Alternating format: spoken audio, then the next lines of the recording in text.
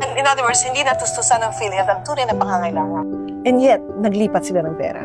So yan ay isa sa mga facts yan. No? Nagulat ba kayo dito na nagkaroon ng ganong move yung national government na kunin yung 89.9 billion na pondo ng PhilHealth? Nagulat kami. Ang masyadong brazen, ano bang brazen sa Tagalog? Masyadong garapal at parang walang pakialam. Medyo, siguro akala nila walang makakapansin. Eh, napansin namin. You know, people keep talking about universal healthcare. Pero alam ko, ang karamihan sa mga tao, hindi naintindihan ko ano to at bakit mahalaga. No? Bakit mahalaga sa ating lahat. No? And sinasabi, kalusugan, pangkalahatan, etc. etc. No? Kung talagang seryoso ang gobyerno, pwede tayo magkaroon ng healthcare like Thailand.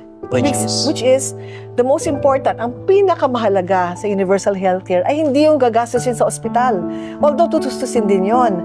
Ang pinakamahalaga ay yung hindi ka magkakasakit sa punto na kakailanganin mo ang ospital. It's preventive and promotive.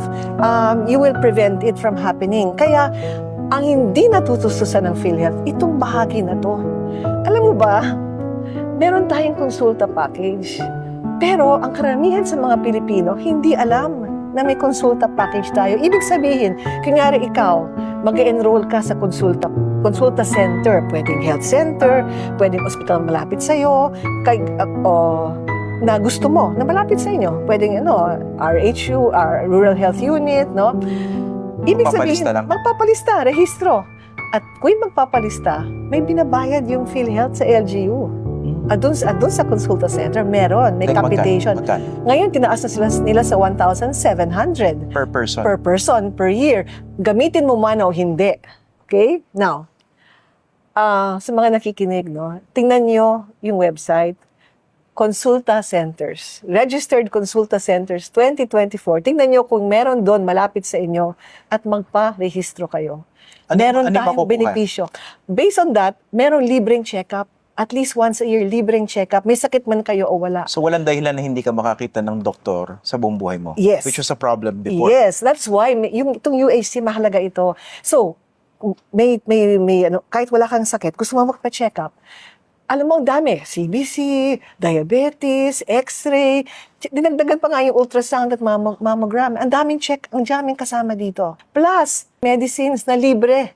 Na libre dapat, ibibigay sa'yo. Kaya, I don't know kung naalala mo, before UHC bill was passed by President Duterte, nagpa-interview ako sa ANC.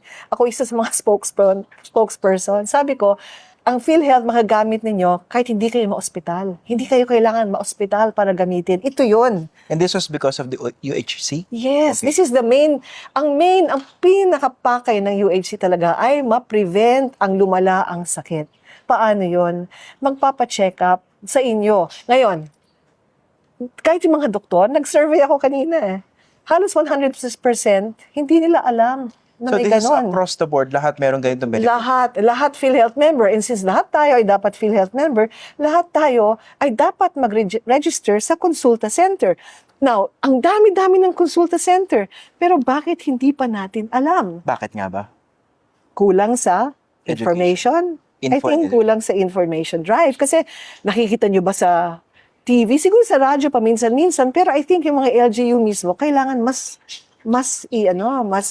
paalam sa mga tao. Alam mo, You think sinasadya yun? posible. I mean, alam ko malisyoso ka. Joke lang. Hindi naman. Naisip ko lang do kasi why would an LGU not advertise it if that would benefit the ordinary Filipino? Exactly. So, because I know they get paid Yeah. Bawat rehistro ng tao, meron silang nakukuha. Ngayon, kahit hindi mo gamitin, Pag hindi ginamit, what would happen to the money that was downloaded to the LGU? I think it'll still stay with the LGU. And they're supposed to use it for health, to improve their health care. Dapat yan, may health fund ang bawat LGU So ibig sabihin, pwede mo siyang i-expand or realign? Yes, you can. Yung Basta health. In other words, it's given to you in advance so you can actually invest it. You can use it, di ba? It's supposed to help you. Pero, kailangan sa health. Hindi pwede pang basketball court, hindi pwede sa iba-iba. Yan ang alam namin, no? It's supposed to be used for health. Now, akala ko specific doon sa konsulta ng individual.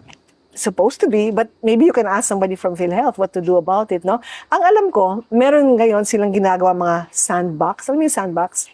Yung parang sandbox, mga trial, some areas. Pero hindi talaga alam ng maraming tao. And yet, ina-advertise nila sa website.